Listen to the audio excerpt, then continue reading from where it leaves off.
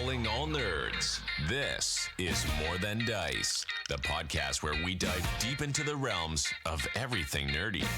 Whether you're a nerd culture connoisseur, a tabletop titan, a miniature gaming marveler, or just someone who proudly embraces their inner geek, this is the podcast for you.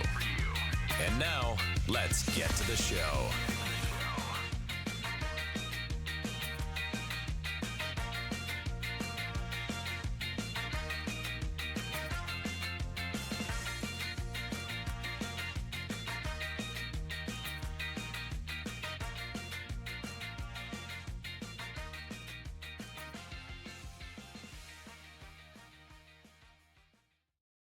And welcome to another episode of More Than Dice. I'm Gonzo. I'm Izzy. I'm Scott. Nestor is off for the day. He is out partying it up, enjoying his vacation. So we invited our good friend Scott Tipsword to come and talk more Warcrow. Y'all have asked for more Warcrow. We're giving you more Warcrow. Hey, nerds. Thanks for having me on. Hey, Shadow Sword. Going to be episode 355. So you got a really cool number. Nice. And Nice such. round number. Yeah. We're going to be talking about the Warcrow Tournament packet because there is an official tournament packet now. And also a, not only the tournament packet, but the tournament kit. I was trying to get a word. And of course, a ad break decided to start now. But we're going to go ahead and start talking about that and giving a little bit of going on with that. Before we do that, we do have our sponsors to thank. We want to thank Turbo Dork for sponsoring the channel and hanging out with us. Make sure you check out their spot and check out their paints. They've got new stuff coming. We also want to thank Eldritch Foundry for giving us access to their tools. Make a bunch of miniatures. There's just a lot of cool stuff we've been doing with them. Also, before we even get any further, our Lexington Manor will be streaming this coming Friday, where we'll be doing our first one shot within the next variant setting. This one is going to be quite spooky, quite scary type thing, and it is a one shot, so I'm sure a lot of people are going to die. But that's okay. That's what's supposed to happen. It's fine. My Freckle can talk to them still. It's fine.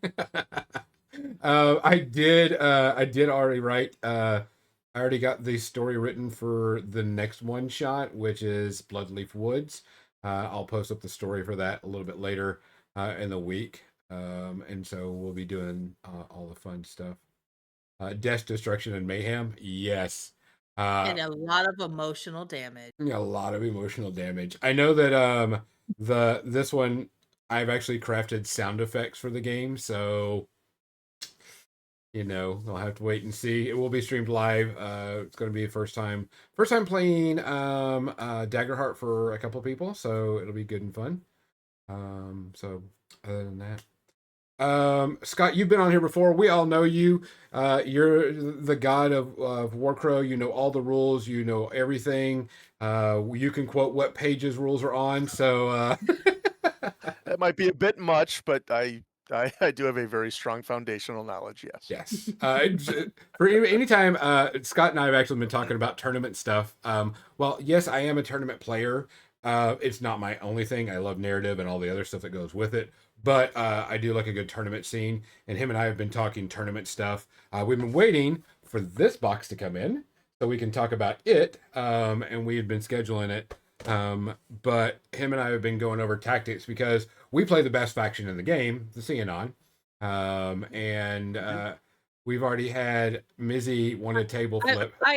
Excuse me. I'm sorry. According to Hoopu, the best faction is Scions. So fuck you, Gonzo. So Mizzy and I played the tournament packet this last weekend and tested out some of the stuff to getting used to it because it is a different system. And Mizzy wanted a table flip. Action 2, round 1. Round 1, turn 2. I wanted to table flip because Leo Slaith can suck it.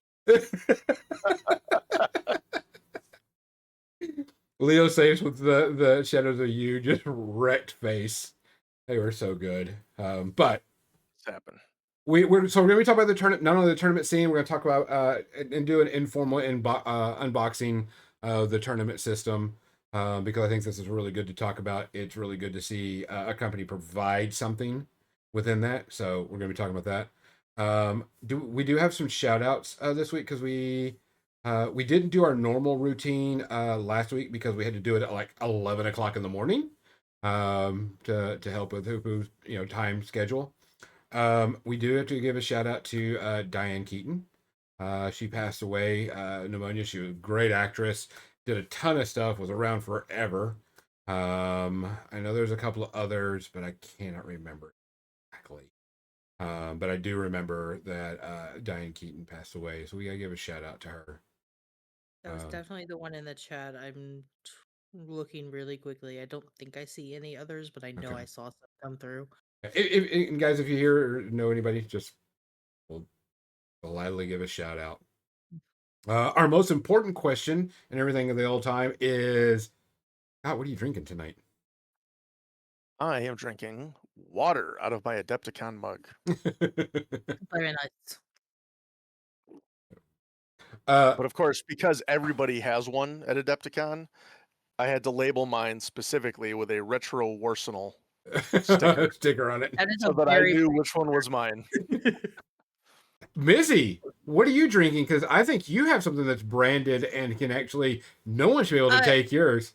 Yes. So first of all, I am a drink goblin, so I have more than one drink. But so I have my Mandarin Orange sparkling water, and then when I get done with that, I have a new Yeti bottle that has the More Oh, Than Dice logo nice. on it and my name, Oh, that's awesome. and it's textured. Ooh. Yeah, I bought all the podcast members a Yeti bottle with a logo on it and our name on it. So when we can sport it when we go to Adepticon and we wear our shirts, we can put down our water bottles and go Team More Than That'd be Dice. perfect. That'll be perfect.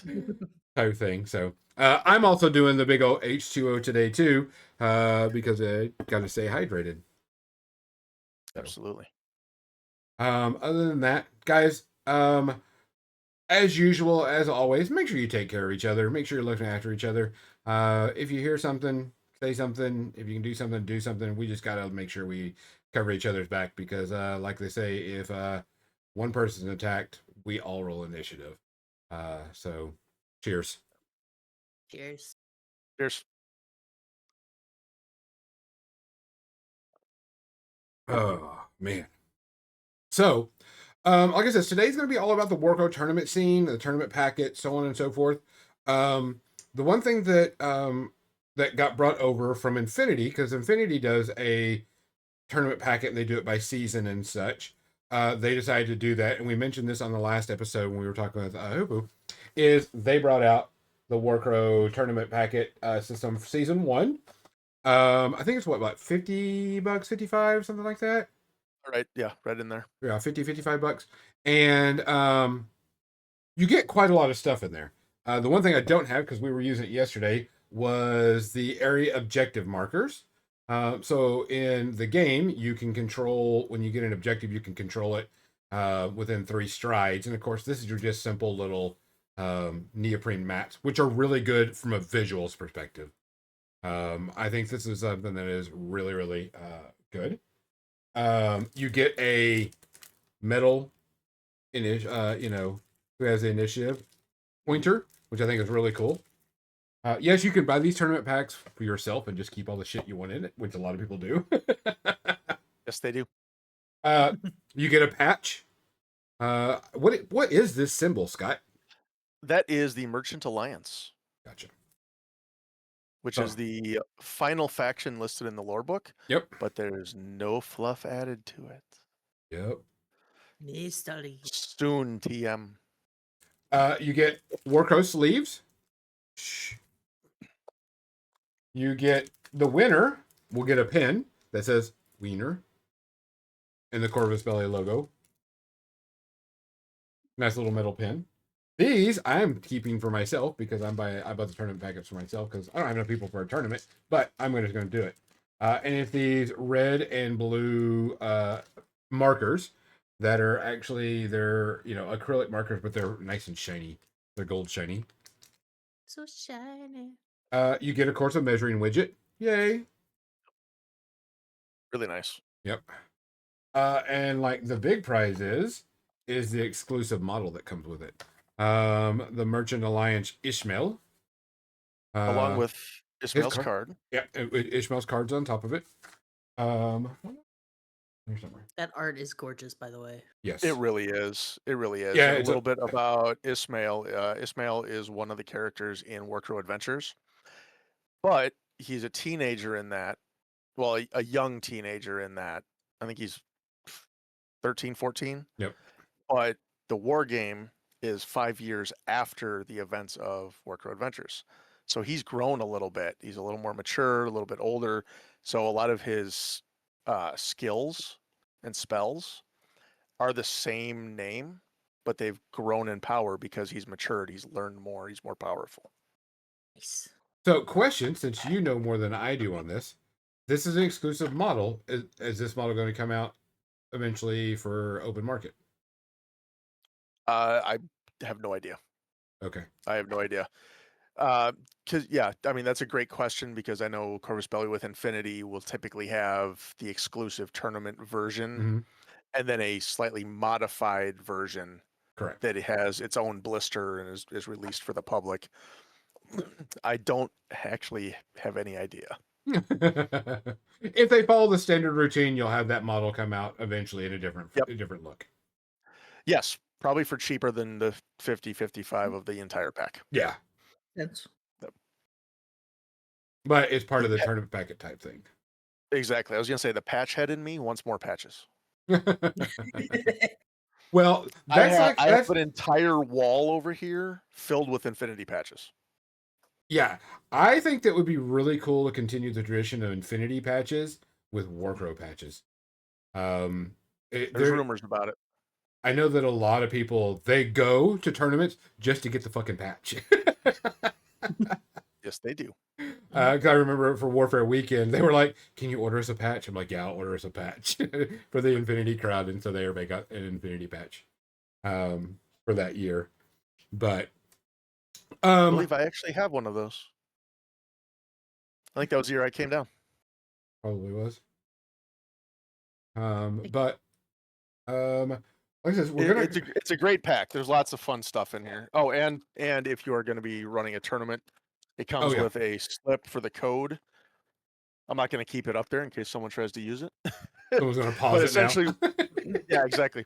When you go into Corvus Sphere, so sphere.corvusbelly.com to start a tournament, it'll ask you for a tournament code. That's the slip of paper that comes in the tournament box that allows you to set up a tournament, set up an event.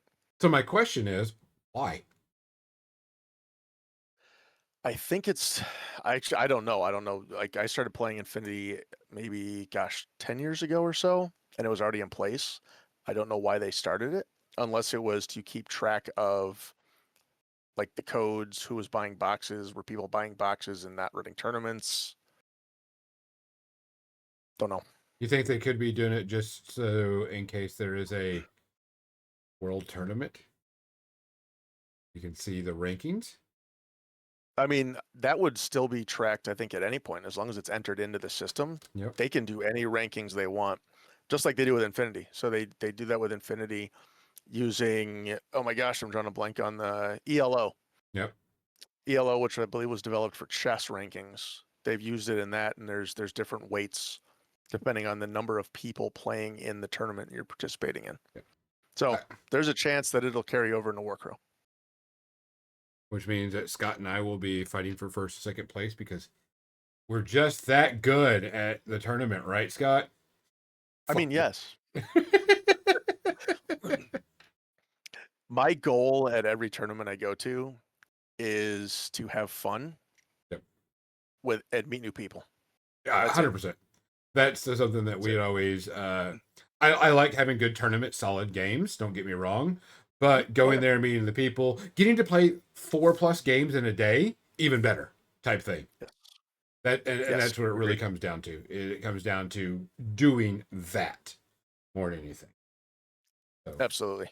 so Like that's what I loved about going to Interplanetario in Spain in July. Just had a blast meeting new people, joking around with folks from, in Europe because I met and played an Australian gentleman, mhm. 3 from Spain and 1 from Switzerland. See, and that would be cool. That's It was awesome. it was so awesome.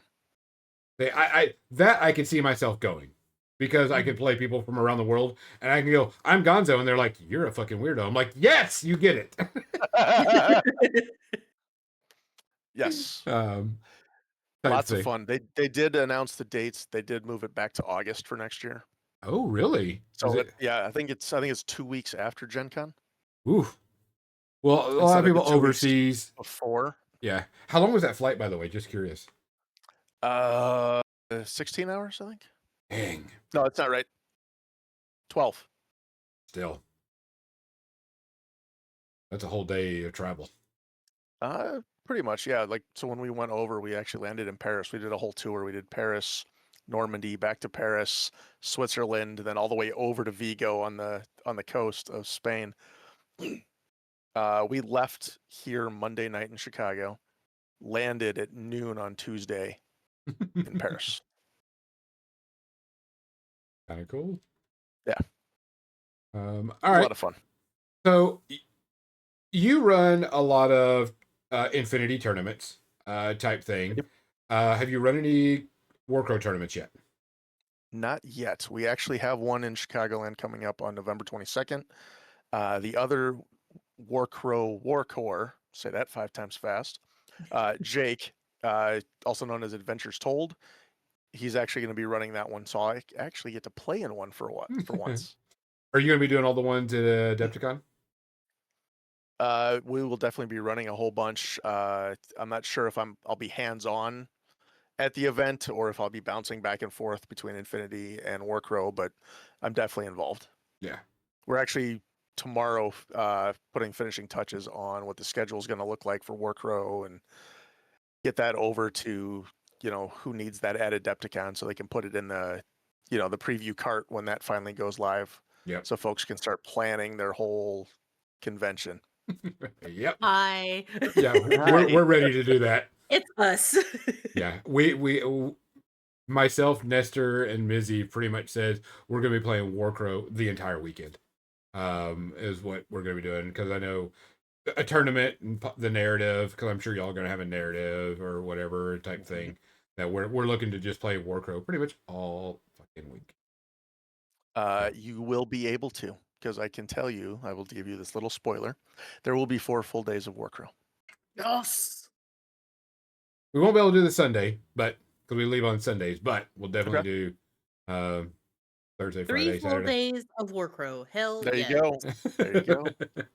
Happy fucking birthday to me. And we will be more than happy to have you join us again. Yeah, we're gonna try to get some more people. I think Nestor says he's gonna. It depends on his painting schedule, his teaching schedule. Oh yeah, teaching. Yeah, and then we got a couple other people that were like, "Hey, come and join us for Warcrow, and we can do Warcrow stuff." And they're like, "Okay." But yes, please, we will take all the recruiting you can help with. yes, I want this to be highly successful. I know we started kind of slow last year with just having the 1-day narrative, and I think we had 10, 12 players in it, but the game was super new, super young. Mm-hmm. Now we've had more than a year, so by the time we get to Adepticon, it'll be a full year and a half. 5 factions will be out. Plus, the tournament packet that we're going to be talking about now is going to be a lot more of a robust game that allows us to expand into 4 full days. yeah, And Yeah, it's new, and you get that solid community building too. Yes. Which that's what attracts me to Warcrow tournaments is the potential for that not toxic community attitude. Yes. Because that's Everything that is my biggest problem with tournament scenes is the toxicity. And I'm just like, guys, no, we're playing a game. We're making pew pew noises. Exactly. Or my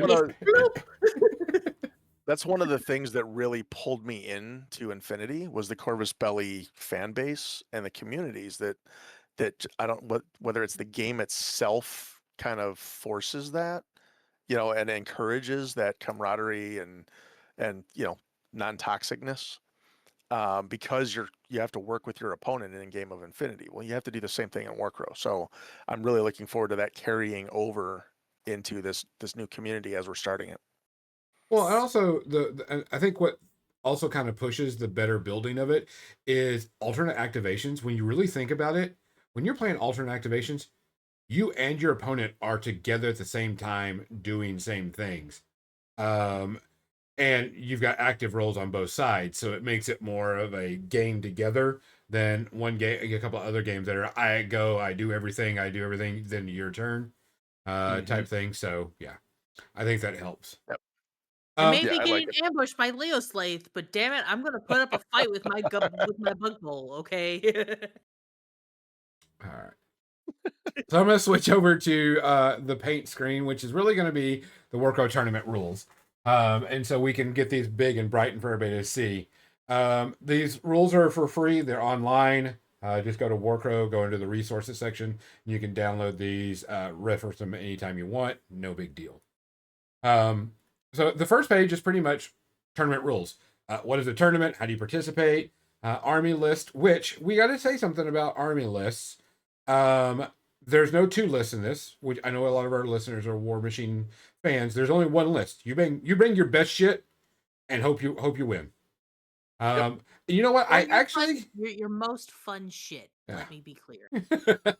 And my advice is make sure you've practiced your list. You have reps in with your exact list. Yep. And pay attention to what the scenarios and feats are. Yeah. Mhm. This is something that it takes a little getting used to for people that aren't used to bringing 1 list, but a lot of games are 1 lists. War Machine is one of the very few that does 2 list tournaments. And I actually like 1 list tournaments because I got to make sure that my shit is tight.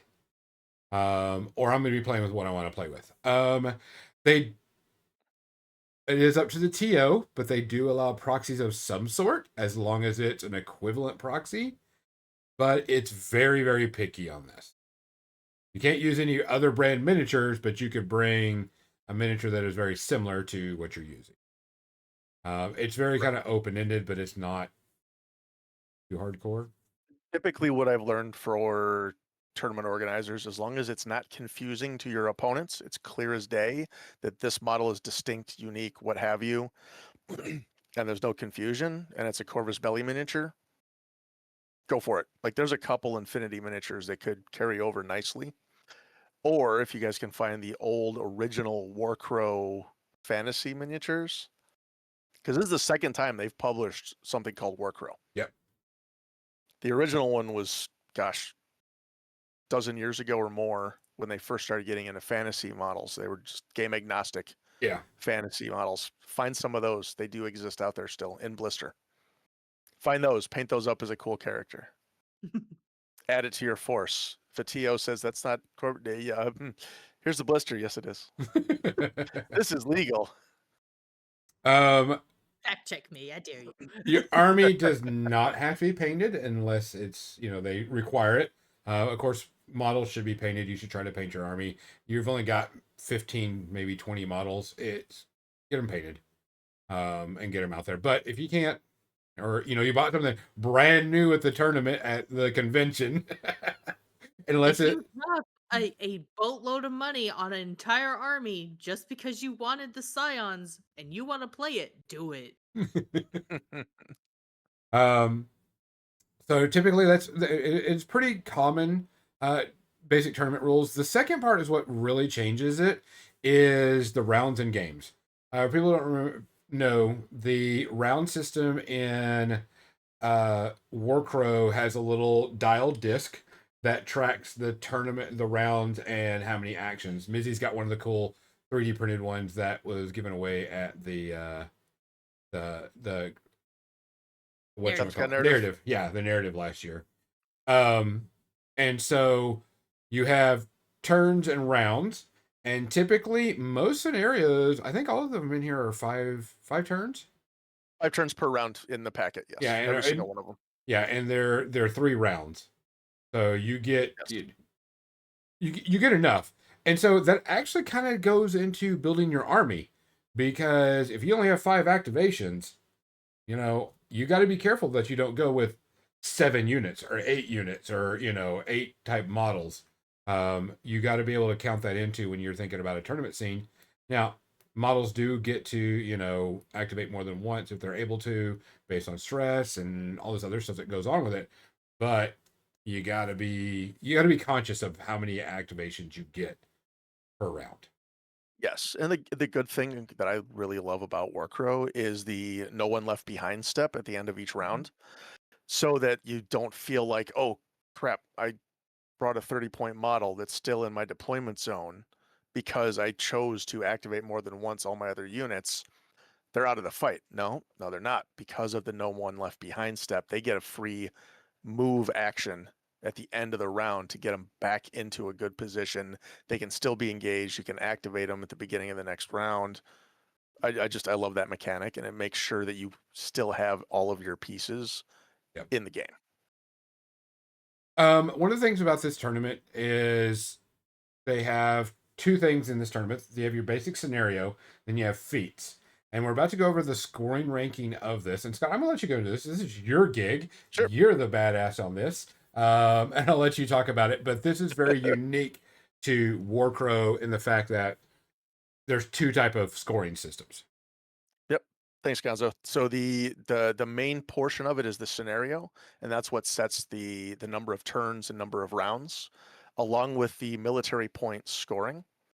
The feats are more like an add-on, and you get to mix and match scenarios and feats. So that's, to me, one of the really fun pieces of this is you get to change up all the combinations. So no 2 tournaments could potentially be the same, depending on like location in the world and things like that. Eventually they'll start repeating. Or if you just somehow get lucky. In that case, play the lottery. The feats give you arcane points. As far as the tournament points are concerned, to determine rankings, you just add those 2 together, military points and arcane points. Add those 2 together to get your total victory points. Whoever has more usually gets the win, and I'll go through those here in a second. There's different types of wins. However, there is a possibility where you still, on the losing side, will get some points if you're higher in one or the other. If you've got higher arcane points than your opponent, but because they scored so many military points that their sum total is higher than yours, yes, they're going to get more points. They're going to win it, but you're still not out of it because you're going to get a little bit extra because you did enough. Yeah, which I think is a really good thing. Before you get into the scoring system, I want to put this out there that typically most games, a win is 2 points, a loss is 1 point, or 0 points, and a tie is whatever. It's either win or loss, and you get a certain amount of points for winning, and then 0 points for losing, type thing. And so it kind of, once you start to lose, you kind of fall out of the tournament. This actually gives you a chance to position yourself. Because yes, I lost because my guy scored more MP than I did or whatever, but I still gained some points because I did something in this tournament. I did something in this match. I just didn't, it wasn't like I was blown out of the water and done. Now, yes, if you did nothing the entire game, scored nothing or whatever, yes, that happens. But this gives you a better fighting chance. Yep, absolutely. So, absolutely. So if you scored both higher military points and arcane points, that is called a supremacy result, and that is 4 tournament points towards the standings.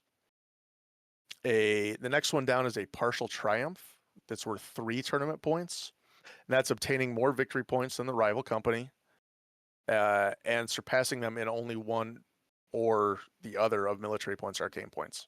So if you didn't have both of them as the highest, the most you can get is 3 then. Evenly matched duel, if VPs are the exact same across the board, everybody gets 2 points. Both of you get 2 points. You're, again, Gonzo, to your point, you're still in this game. You're still in this tournament. You're not completely down and out.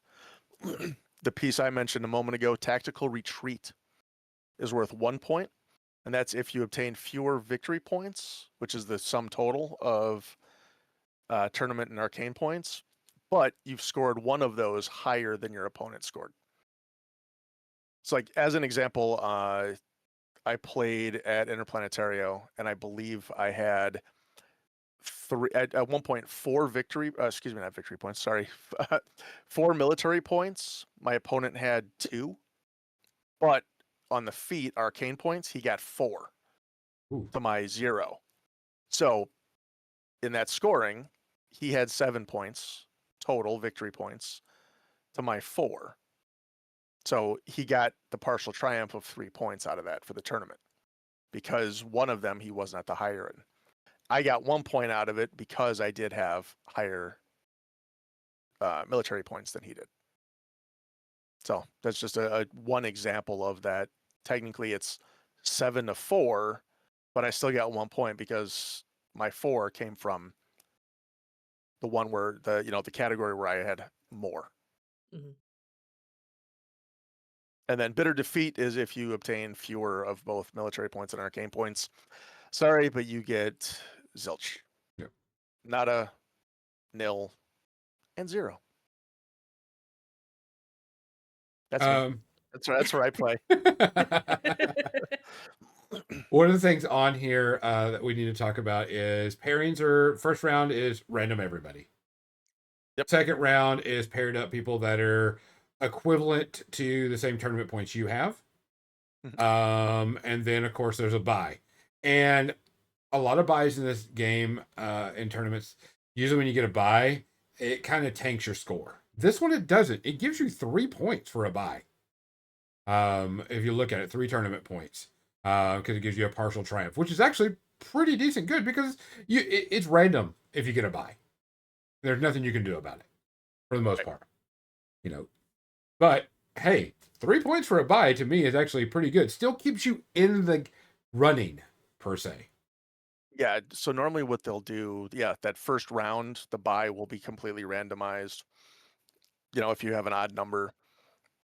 In later rounds, typically, at least the old Infinity OTM, Online Tournament Manager, which is now for at least Warcrow in Corvus Sphere, it'll rank everybody based on tournament points, highest to lowest. Tiebreaker is if you have more victory points. So, if somebody won 12 to whatever, they're going to be higher than somebody had 7, victory points combined. So it's going to be descending in that order. Typically, after the first round, it's whoever's in that last place position will get the bye to kind of pull them back into the game and give them a breather. Yep. Because technically, here's the thing: at the very end of this, you could technically win the tournament by getting a tie or a partial. It's not, because it's based on tournament points, not tournament wins. Yep. Type thing. Like for example, War Machine, you win, you won the game. So the best 3-0 is winning. This one, you get a little bit of play. You could get if you get supremacy the whole way, of course you're gonna, that's gonna be the thing. But if you get like a supremacy, then an evenly matched, and then a partial triumph, you could still possibly win the tournament if someone didn't get more points than you. And that's what I think is great about this system, is it gives people the chance to win if they can't score supremacy every single round. Because it's actually kind of hard to score a supremacy if your opponent is paying attention and you're both in it. Not that it's impossible, but it is. You got to just be careful. Yeah, exactly. Warcrow has a few different rules than quite a few other tournaments. And one of the things that I find is interesting, Infinity players are used to this. A lot of people are not. You don't know what army your opponent's bringing and what's in their list until they decide to show it. The units, like I'm trying to say, it just says that the units are considered hidden. Yep. To me, I would announce what faction I'm playing, and that's it. Correct. That's what I would do. Yeah. That's it. Yeah, because typically, like my army, the Xenon have a lot of hidden units that are scouts and an ambush thing. I'm playing Xenon. There's going to be some ambushing and there's going to be some scouts. That as a player. Shenanigans will ensue. Yeah, Leo Slaith will be a bitch. Red caps go to red cap. Yeah. But that goes on with it. Which is, and you know what's funny? It kind of was weird to get used to because I'm used to such an open information game. But you're only playing one list, so it doesn't matter. If you were playing two lists, yeah, I could probably see where you would do that. But since you're only bringing one list, I'm bringing elves. Oh crap. Okay, I know XYZ type thing. Whatever. The game starts off anything else. You do a command roll to see who gets the initiative token.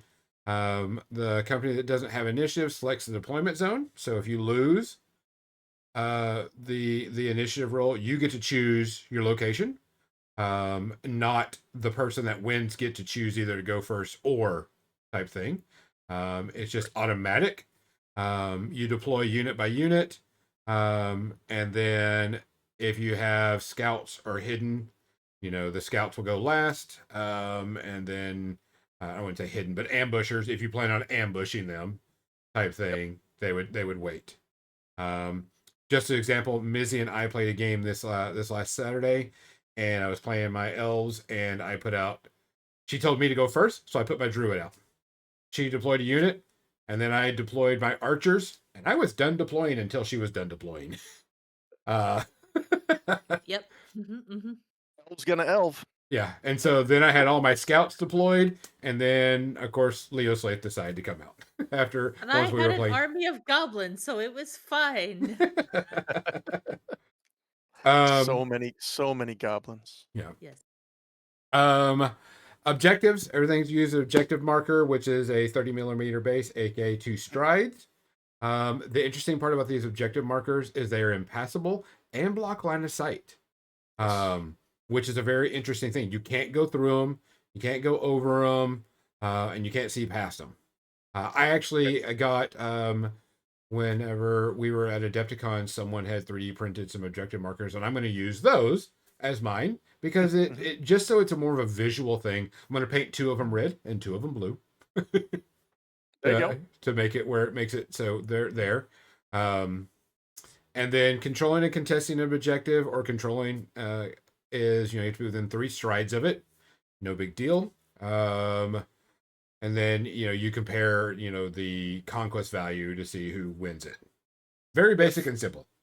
If both companies have someone near it. Correct. If you're the only one that has a unit there, it's yours. It's yours. Yeah. As long as you're within 3. And the cool part is you can walk away from it if you want. Yeah, that's It's another not thing. a sit on it and hold it. You can, as soon as you basically push that button, you can walk away. The only way your opponent can get it back is they need to walk up to it and push the button themselves. Yep. Yeah, so there's no camping objectives in this game. Now, does that mean you should just walk away and forget about it? No, because everybody else is going to have ambushers also, or, any of that type of stuff can happen. So, you got to be conscious. Yes, I'm going to push the button and walk away, but if someone's going to ambush you, they could just walk over and push it themselves. I'm going to get my goblins over there and take that objective from you. Very much the same thing. Yes. There are a few different rules. Some models are not allowed, and these are ones that are in the Adventures box sets. Some of those characters are not allowed yet.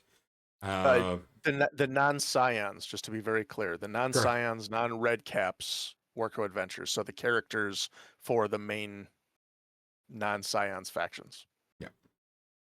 Simple things like that, and simple clarification of rules, because the druid can lay down a forest in the game if you take him, and when to do this stuff. Because in a typical Warcrow game, if you're just between me and you, we're not playing a tournament or not playing it, or you actually setting up the terrain is part of the rules of playing the game. But in a tournament, you have to set stuff up. So now we go to the scenarios. I'm going to go down here and we're going to talk about each scenario. We're not going to get extremely detailed because some of these are just plain and simple. Yesterday, Mizzy and I played Take Position. This is the most generic scenario if you've ever seen one. 4 objective markers. If you control you gain one military point for controlling your rival's color, and 1 military point if none of your objectives are controlled. Yeah, so it's a maximum of 3 per round because you can get a point for each one of your opponents that you control. Uh-huh. And if both of yours are still free of control from your opponent. That's one of the things you'll notice in every single one of these scenarios. The maximum score you can get in each round is 3 points. So that means the max total military points on each one of these scenarios is 9. Because I mean, you can't, because everything goes. It's a 5 round or 5 turns and 3 rounds. 3 rounds. Yep. But yeah, like this one, like you said, this one's super straightforward. Yeah, no issues. I do notice that whenever you set your objectives out, they're at the end of the model. They're not in the middle. There's a lot of people that when they play objective games, like if it's at the 20 is the middle of the objective, but according to this, it's at the edge of the objective. Correct. It tells you how many strides in from the board edge is the closest edge on that objective to basically where you're measuring. So I mean, this one's like, and that's the reason why I played this one, because it's a basic. Can't go any weird rounds with this one. Next one, I really do like the way they do the objectives and measuring to the edge. Yeah, because you can literally between you and your opponent put down your 20 stride marker, mark the 20 strides from the edge, mark the 14 from the edge, literally put the objective right where it's touching the ends of both measurement tools. I love it. It's fast. Yes, yeah. Yep. So fast. Next one is influence zones, which is 2 red, 2 blue, and then a brown objective marker. The poop marker is what we're going to call it. Go ahead. I'll let you go with this one. Scott? Sure. For this one, it's still, like we said, every single one of these is 5 turns, 3 rounds, 5 turns per round, 3 rounds. The scoring on this one is a little bit different. This is the one exception to the rule. You can contest an objective or control it at 7 strides instead of 3. And every single one of your units gets +1 conquest.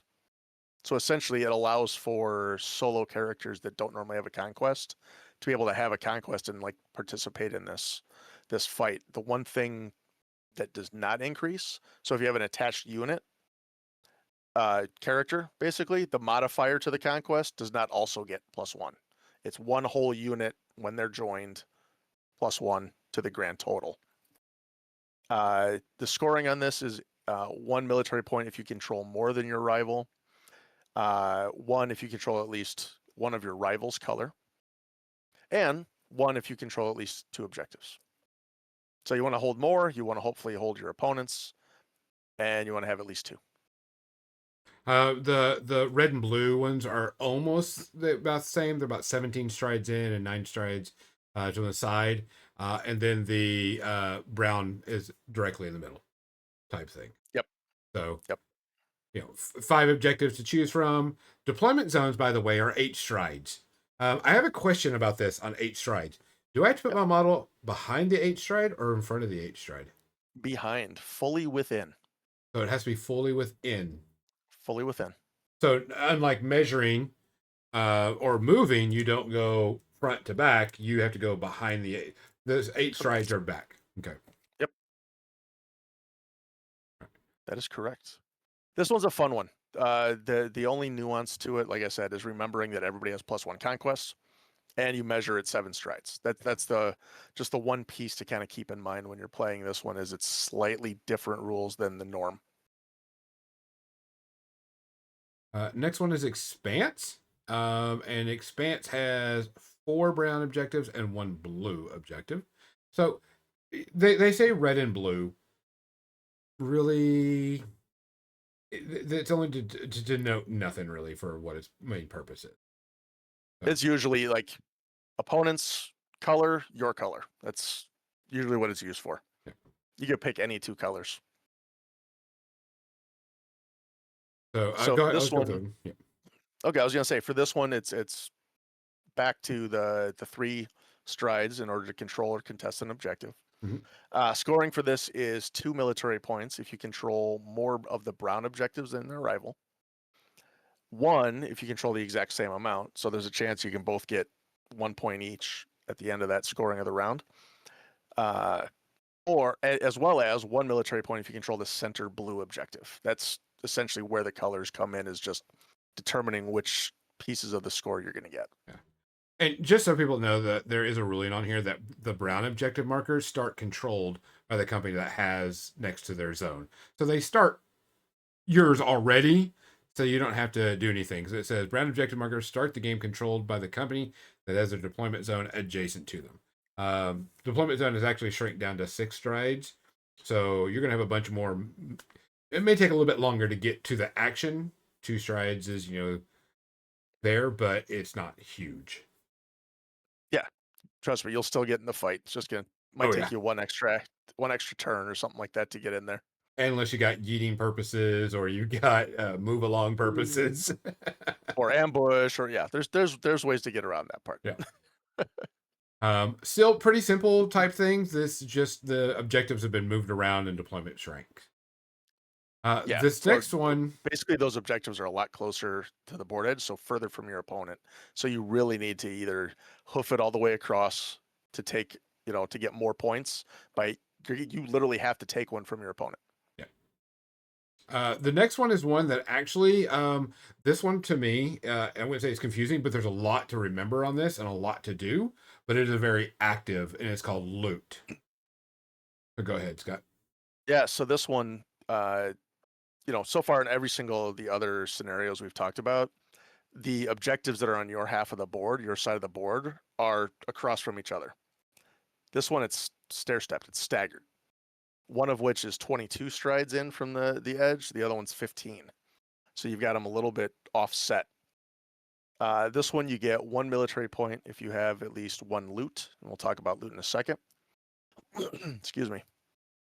1 military point if you have more than your rival. So if you have at least 1, you get a point. If you have more than your rival, you get 1. If your rival has no loot, you get a third. The loot itself, the objective markers are used to represent the loot.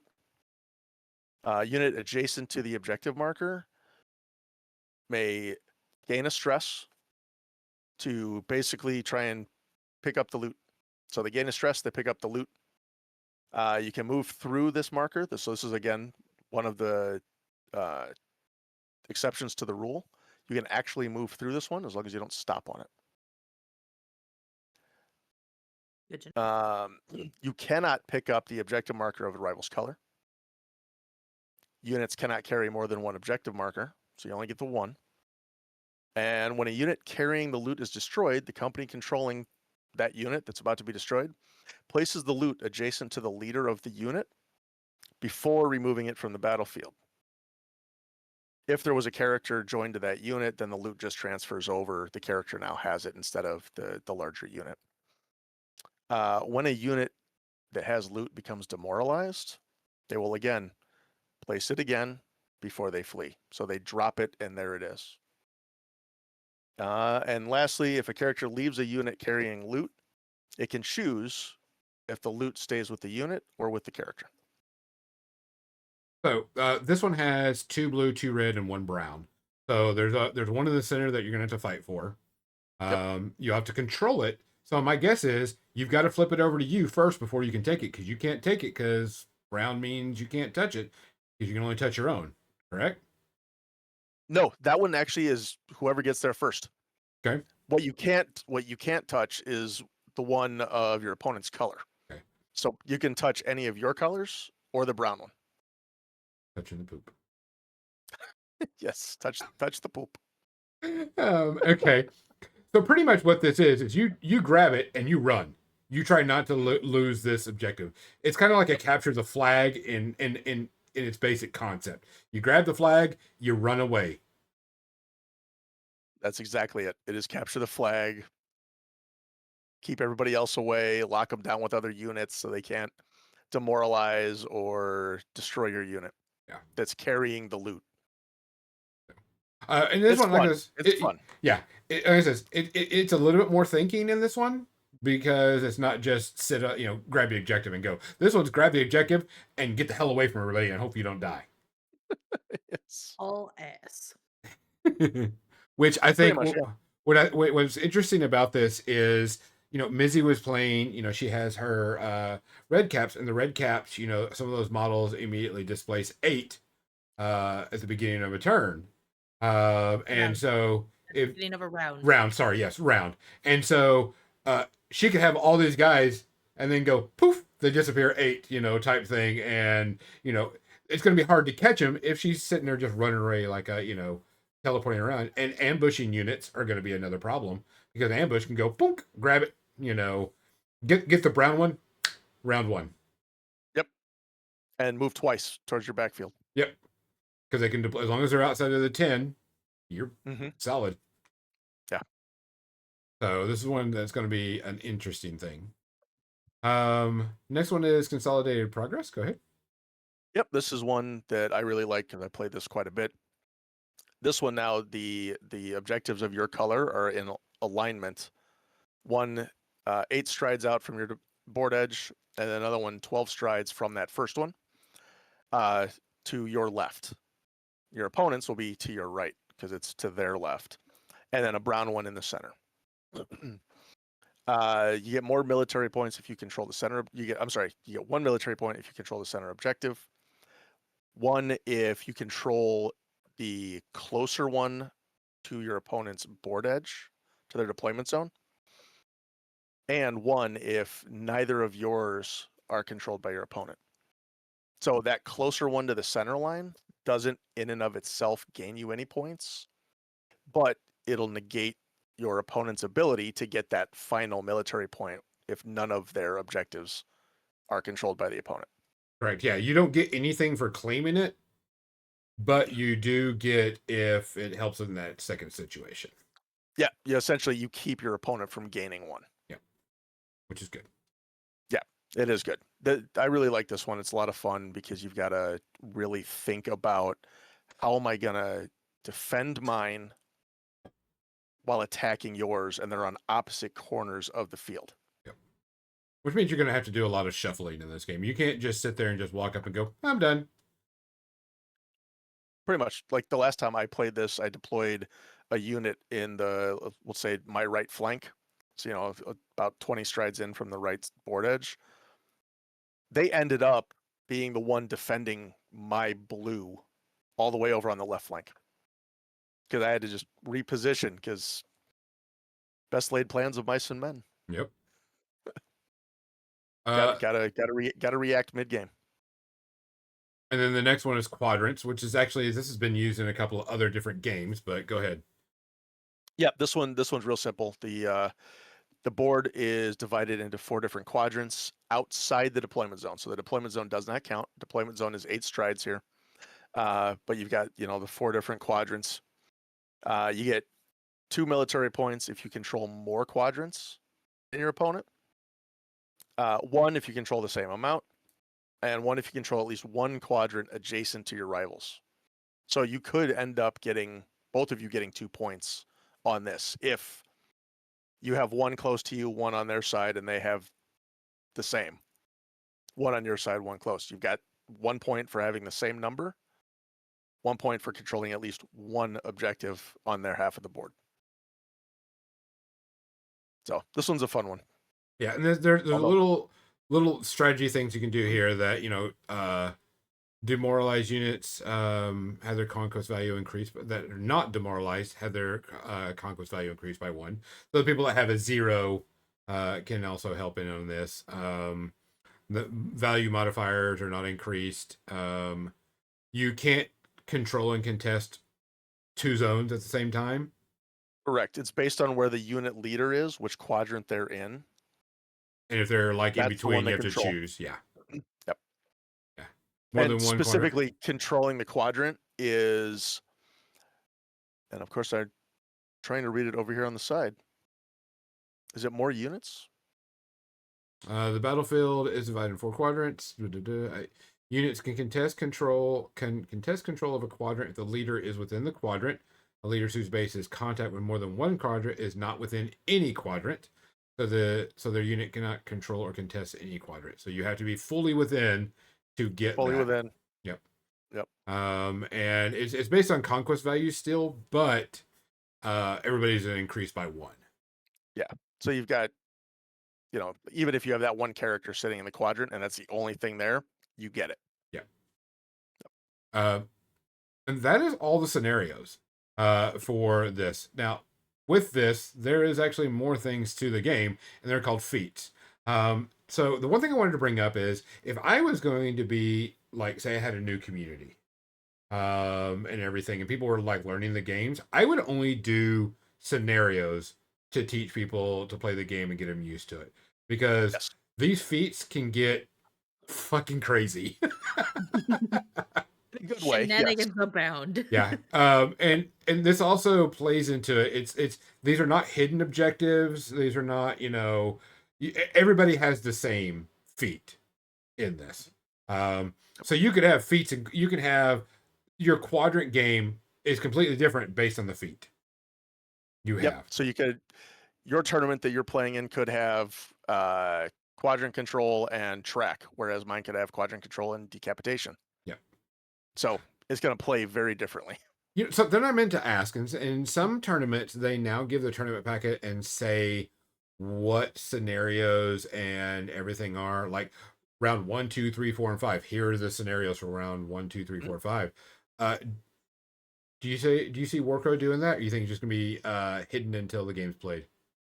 No, it should be out there because like a narrative event Different story. might not have that published. Yeah. Competitive, WTS Warcrow Tournament season will, because when you enter and create the tournament in Corvosphere, it asks you to enter. Round 1 is what scenario, what feat. Round 2, same thing. But will the And players know this? It's viewable by the players. Okay. Gotcha. So you could actually go, oh shit, I better make sure, round 1 is this, you'll know. Round 2 will be this, you'll know. Yep. Yeah, it's not randomly determined, although you could do randomly determined if you wanted to. You can do whatever you want. Yeah. As long as everybody playing knows, yeah, this is how we're doing it. Yeah, as long as before the tournament, you go, scenarios and feats will be random each round. No scenario and feat will be duplicated more than once, but, or you could say, hey, we're going to use 1 feat the entire tournament. Yeah, that's also an idea. Yeah, you could do that. But you need to at least notify everybody that's going to be there ahead how the tournament's going to be ran. Yes, exactly. All right. Well, let's get to this wild and crazy feats. So feats are add-ons to scenarios. And I'm going to let you go because this is some wild shit. So the very first feat is called track. This is where you'll need 4 event tokens, 1 through 4. Company that wins the initiative receives the event tokens 1 and 3. The other player gets 2 and 4.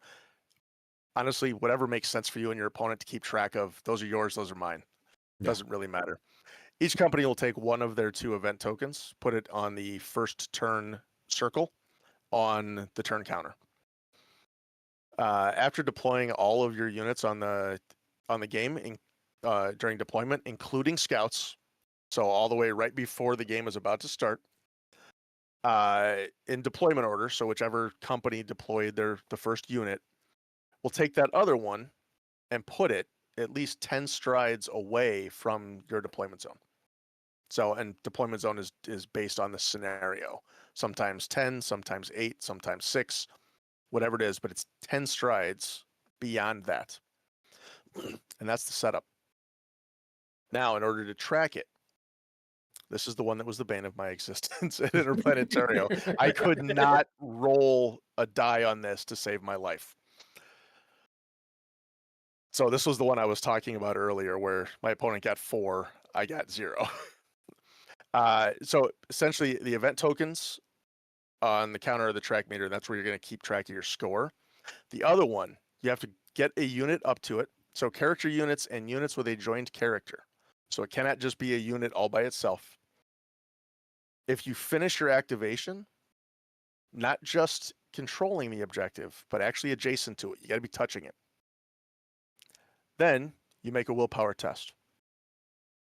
Scout and ambushers add 1 orange die to that roll. So they kind of increase their chances of getting a success. During a switch a step of the roll, you may gain stress to add 1 success to that roll. And essentially, if you pass the test, you need 2 successes. You take your event token that's on the turn tracker, move it up 1. Then, once the scoring's done, your opponent takes the loot counter that's on the table and moves it 15 strides in any direction. You got to go chase it down again and try and do this again. When a company advances the event token on the turn tracker to the 4th position, they score 4 points. Write that in there. 4 arcane points. Your opponent, once that happens, scores where their event tracker is on the turn counter, -1. So if you're at position 2, you only get 1 point to your opponent's 4. If neither one of them reaches to the 4th position, then you just score whatever position you're in.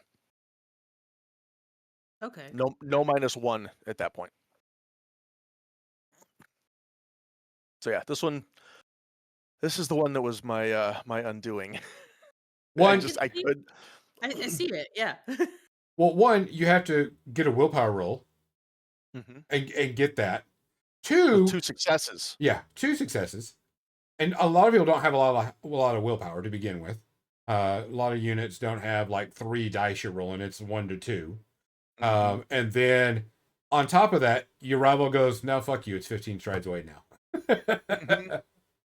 Like Type you might thing. move it one position, Yep. and that might be it because it just it moves, and then your opponent puts up a block in front of you. Yep. It is 'Cause very possible. Yep. Could put it behind behind an enemy unit, and you got to go through the enemy unit to get to it. Yep.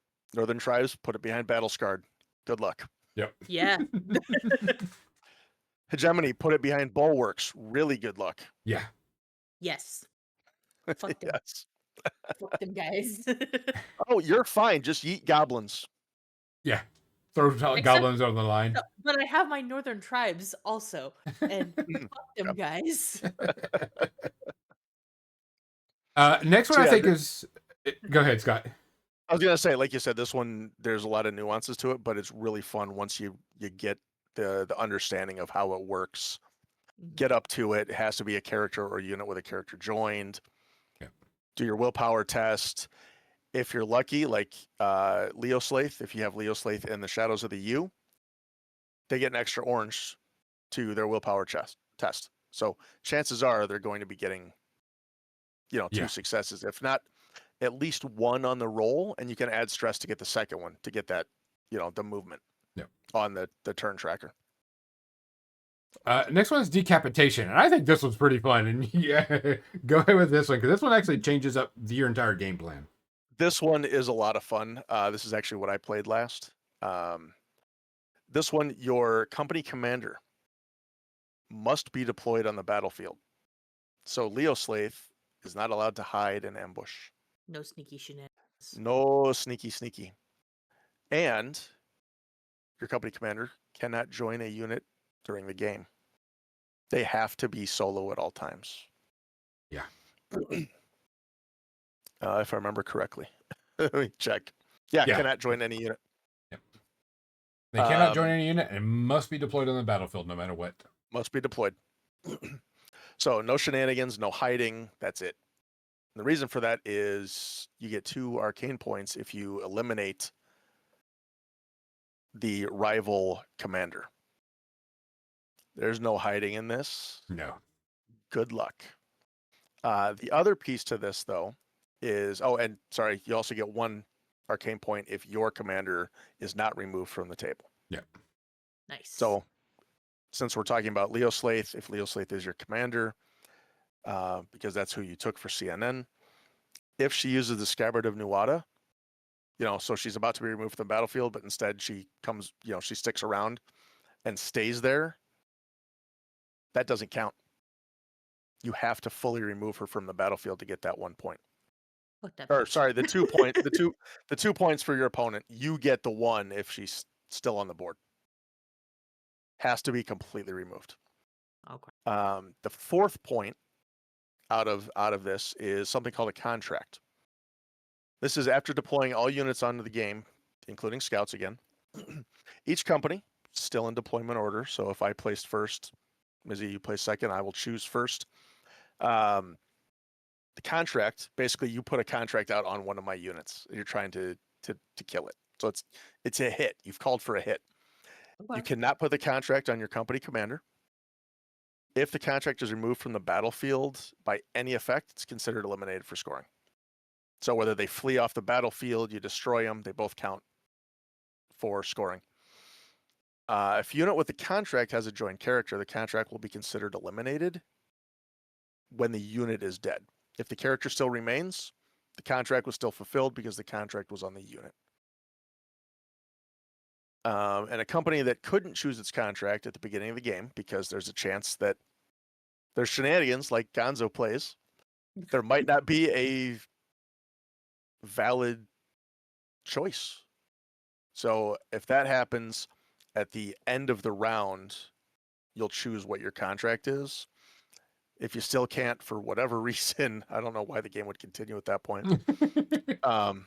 Usually that means everything's wiped out. Yeah. If one side is completely wiped out, game ends. Yeah. You choose at the end of the next round, so on and so forth. So destroying your contract, so the unit you put a hit on, that's worth that final arcane point. So 2 if you eliminate the rival commander, 1 if your commander is not eliminated, and the final fourth one is if you eliminate the contract on the other side. So pretty much this is a headhunting, type gig. I'm going to headhunt your commander, and then I am going to kill that unit because that unit needs to die. Yes, and to me, I really enjoy decapitation combined with basically any of the other scenarios other than quadrant, because to me, decapitation and quadrant doesn't change the game enough to where you have to split what you're trying to do. Yeah. All the others, you have to make that decision. You've got to tactically think about, okay, how do I score objective points, by holding objectives, and how do I score points by basically murdering the commander of the other company. No. How do I murder hobo effectively? Yes, but you've got to have that nice balance. Yeah. Murder hobo. Because you still have your military points you have to grab. That's the kicker. Exactly. You still have military points you need to grab. Exactly. This is the one that Mizzy and I played yesterday, which was the Rift, and this one's actually it's kind of I wouldn't say generic, but it's actually a pretty simple one. It's the thing. It is. It is. This one you place fog markers out, so Scions will love this one, especially if they are bringing the breath, because the breath can give tinge if you are near a fog marker. These count. So after deploying, again, that includes all scouts, fog marker will be placed further than 20 strides from the edge of your deployment zone. So it's going to be pretty close to the midline. Yeah, it's just a few strides at that off. point. Yep. The fog markers cannot be moved. Character, we're going to go back to the same thing we did with track. Character units and units with characters joined can go up to the fog marker and try to close that rift, basically seal it off so that fog doesn't keep pouring out from this rift that opened up in Lindworm. In order to seal the rift, unit performs a willpower test using the character's willpower only. So not the boosted, because many characters when they join a unit will give an additive to the willpower of the unit. In this case, it is solely based on the character's willpower. Company, so as long as you pass it, company places an event token on the turn counter. And it'll be placed 6 positions ahead of where you are at, but you'll move it back 1 space for every success you got in your willpower test. So if I roll a willpower test and I get 2 successes, it'll be placed 4 spaces ahead instead of 6. If you get 1, it'll be at 5, so on and so forth. Now, here's the kicker. Oh, sorry, spellcasters get to add 1 orange die if it's a spellcaster up there, because they're better at dealing with the fog because it's basically, tinge related, and they're used to tinge as they're diving into the magic and trying to pull the magic out of the ether of Lindworm. The unit has to remain adjacent to that fog marker until you finish the turn where the event tracker is.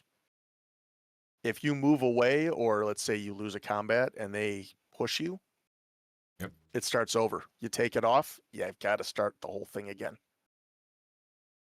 If it reaches that turn, you have successfully closed the rift. You get 2 arcane points for each rift you've closed. So there's 2 markers out there. Try and get them both. Yep. While also standing on objectives. Yep. This one to me is kind of this would be the first feat I would put for people learning the game, because this one's very simple and is not too out there and wild. This is something I would do is like here's a learning how feats work. One, because you can place that stay there. Yeah, and you can place a fog token anywhere within 20 strides. Yep. Type thing. It doesn't have to be at the edge of the board, Gonzo. I didn't say that. You did. So when we played it, I misunderstood the assignment, okay? And I put it 20 strides to the very far right side of the board where she had no bottles. Okay. And there was a bunch of forest in the way. So, and yet I still got there first. Yes. And then Leo's Lace came out. The next one is Banner. And I like this one because the banner, it reminds me of a capture the flag type thing also. Yes, this one is, again, for event tokens. Excuse me. Again, work with your opponent to figure out which one's easiest to remember. Yep. Who's theirs, who's mine. Pretty easy. Again, one of them gets placed on turn 1 of the turn tracker.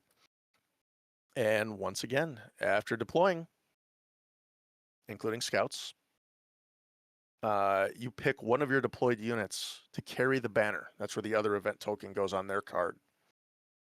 Characters carrying the banner cannot join a unit, so you must choose carefully.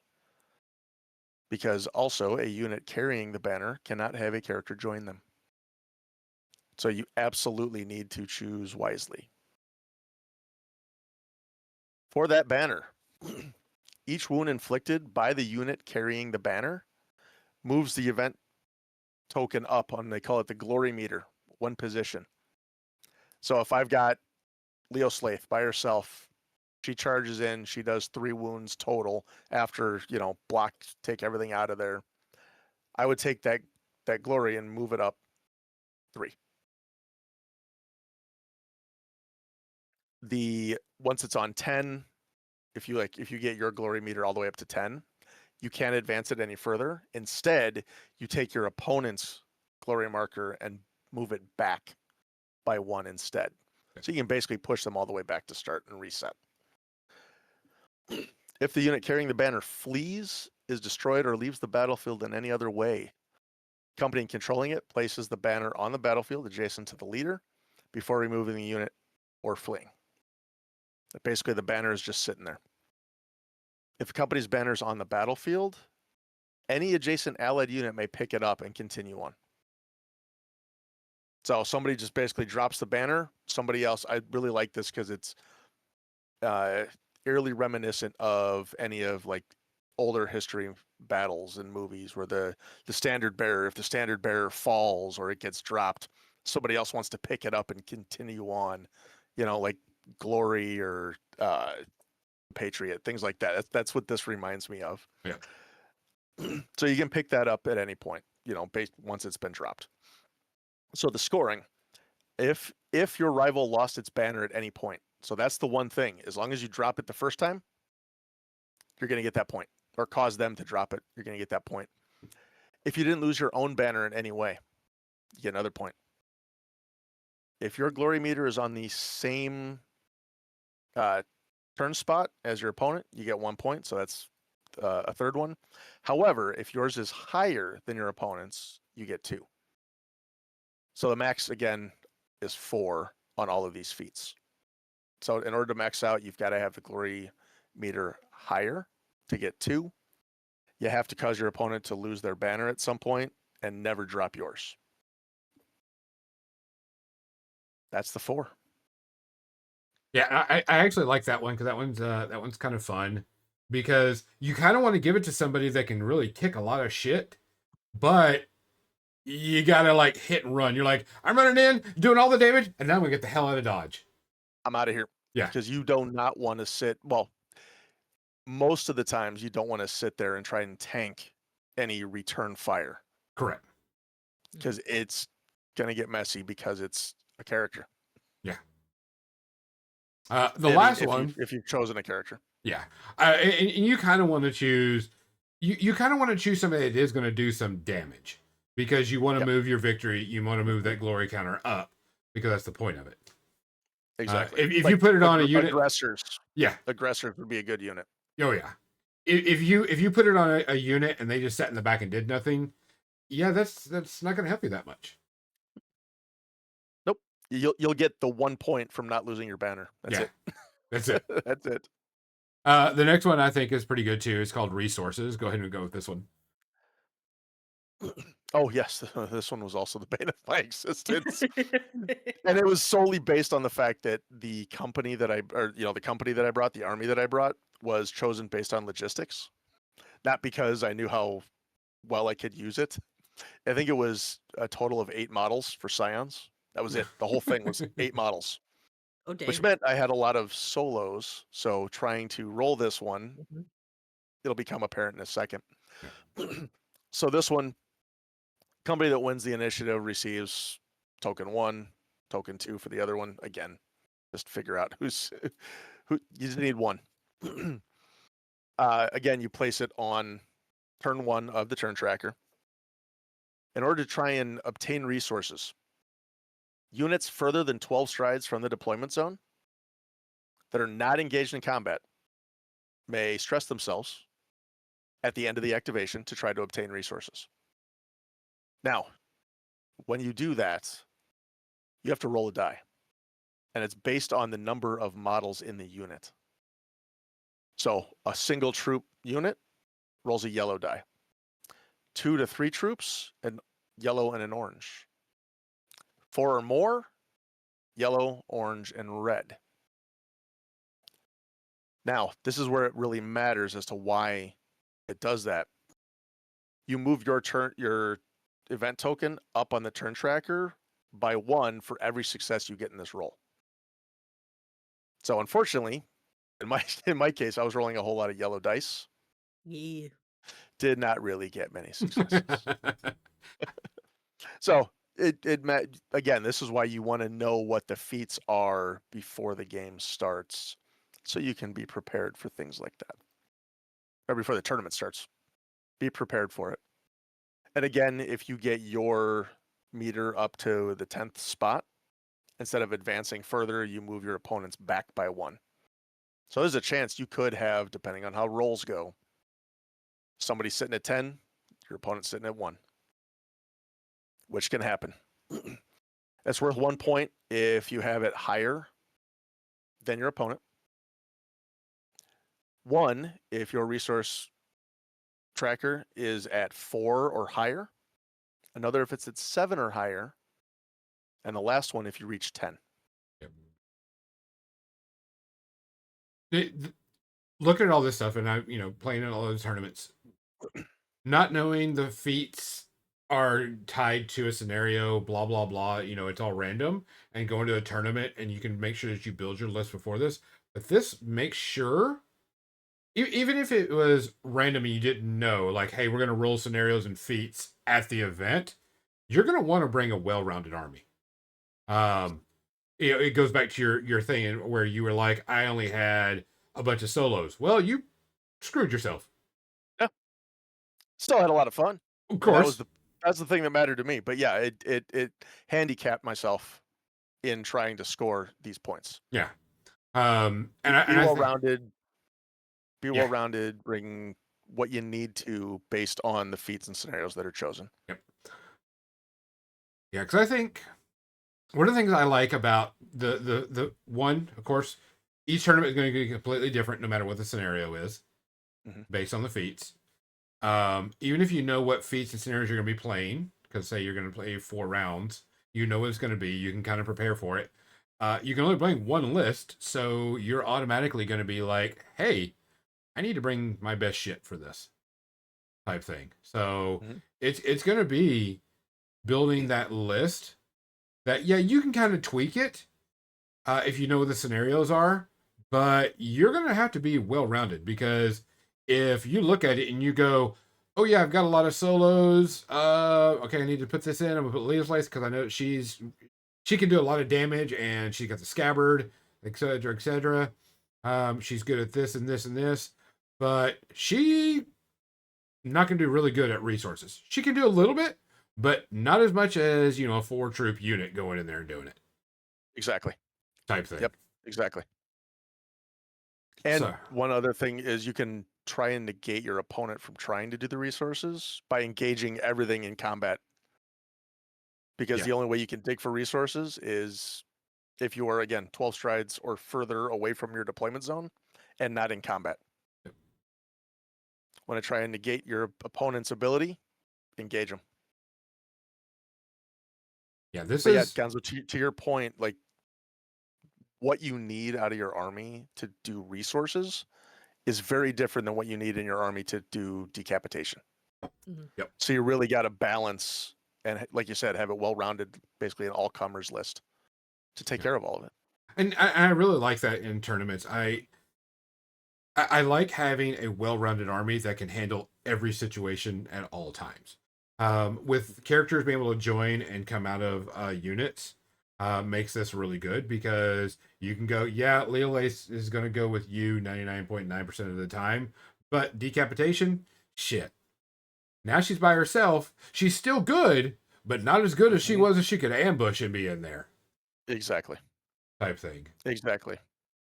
I really like this because, like, I have, even in Infinity, which is the 2-list type game, I have done the Iron Man and only still brought a single list. Yeah. And played it for the whole tournament because I'm like, I'm comfortable with this list. Let's just play. Yeah. Yeah. I even though like War Machine does 2 lists, I'm pretty much almost a 1 list type person most of the time, 99% of the time, because I know this list, I know how it works, I know what to do, blah, blah, blah, blah, blah. Yep. Type thing. Getting reps in with the list you're going to bring is so important in the tournament scene. Well, and what's funny is, Mizzy and I were playing yesterday, and we started moving and started playing. She goes, crap, I totally forgot all my guys at the beginning of the round, get a free move. The ones get a free move. So like, well, go ahead and do it. Yeah. Yep. Yeah. Go and displace 8, and stuff like that. And getting it, because each army is so stupid unique in the way that they do stuff. Scions does something really unique. Everybody's got something really cool and unique to do it. And so, coming into the tournament scene and making sure that you're doing that is, and getting reps in. It don't have to be, hard reps, but, just getting and knowing your army. Going, I know my stuff. Know what it can do, what it can't do. That's important. Some of the things that goes on, and we're just going to talk about a generic for tournament thing real quick. We got about 8 or so minutes left in the episode. Are there going to be round timers? At Adepticon, there will not be round timer. Like, you mean like chess clocks? Or no. Like no chess clocks, but like, hey guys, you got 2 hours to play your game. Yeah. Oh yeah. We will absolutely have to have a set amount of time. I know we've got the same thing going on with our first Chicagoland one here coming up in a little over a month. It's specifically set to be, I think it's like 2 hours per round, which should give us plenty of time. I think that's probably going to be the hardest part at the beginning of setting up tournaments, is identifying what is that sweet spot where everybody has the chance of finishing without it going on to be too much time. Yeah, because I mean, when you're doing it as a convention, you have a limited amount of time to play. No matter what. Now, War Machine does it with chess clocks, and they do have a round timer on top of that. But you also, with this one, there is no chess clocks. It's just a round timer. And there is no set round timer according to the tournament packet. So that's going to be up to the TOs to figure out Yes. what a good tournament is. So Yep. if you're a tournament player and you want to kind of get into that, set a timer for 2 hours for you and your opponent just to see how it is.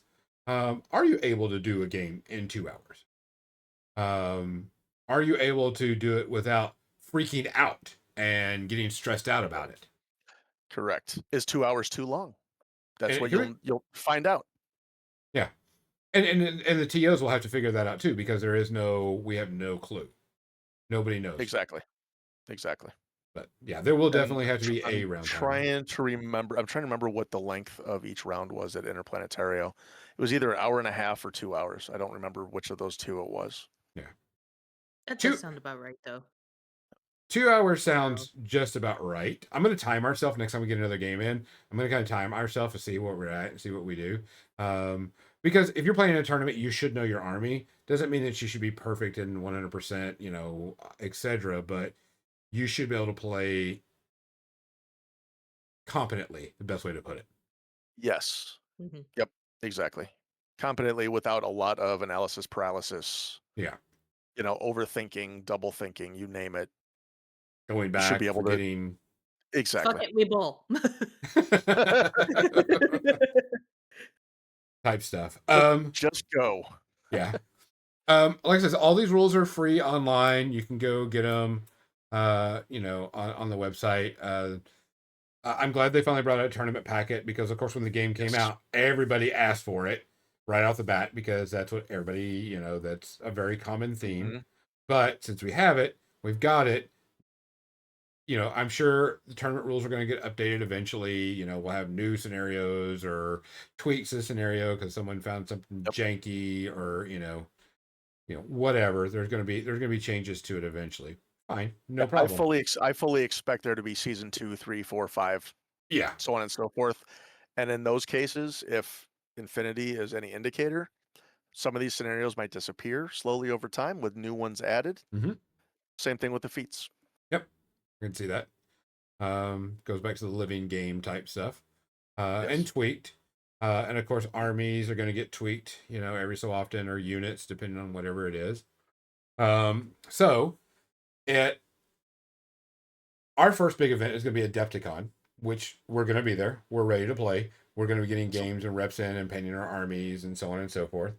And you're already spoiled that there's going to be a shit ton of Warcrow. At least one tournament and one narrative event minimum. Okay. Minimum. And first prize is $50,000. as long as Monopoly money counts, yes. Prizes to be determined. We typically get really good prize support from Corvus Belli. We'll have at least one WTS tournament pack. Yep. Available. So Ismail will be available for someone to win during that tournament. All the rest of it will either be from Corvus Belli, from Warsenal. We're working with other sponsors as well to see what they can bring to the table, and there's usually always something painting related or basing related, things like that Adepticon supplies as well. So there's always a real nice mixture in there, plus the ever gorgeous Adepticon medals. Yep. Yes. Yep. They are gorgeous. Are you planning on having all 3D terrain? Yeah, should be. Okay. Only thing, I mean, like that includes like little pools and things like that. There'll still be, rocks around the edge or something, low Correct. rocks. But yeah, yep, Yeah. everything should absolutely be 3D. Good. Terrain. And painted up to Golden Demon type paint job on all of them. Sure, we'll go with that. Just dry brush that shit. Painted up to a high Adepticon standard, as everything else, is. But yeah, it's going to be a lot of fun.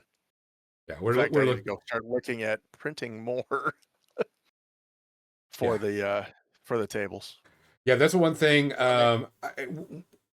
One thing that I think we need the best way to put it, how our table setup's going to be. Because they will be set. Yep. And we just essentially, as the volunteers, we need to kind of look at what's the best layout that Mhm. will allow for all of the objectives for every single scenario, every round Mhm. of the tournament to actually work. Yeah, without having Because to you don't want to move be terrain much. shifting. Yeah, you Yeah. don't want to shift stuff. You may want to shift. You might have to shift it a little bit left and right, but not like move an entire piece or Exactly. type thing. Exactly. Um, Yeah, give it a little nudge over a stride. yeah, Fine. correct. But you don't want to have to completely move it because otherwise the objective would have been right in the middle of a high hill. You don't want to do that. How many pieces of terrain do you think you're going to have per table? I'd say 6 to 8. Sounds good. Yeah. Yeah. Good That- trade. yeah. 6 to 8 is what we played with. I like. It's gonna be a mixture of impassable / line of sight blocking, so like a building.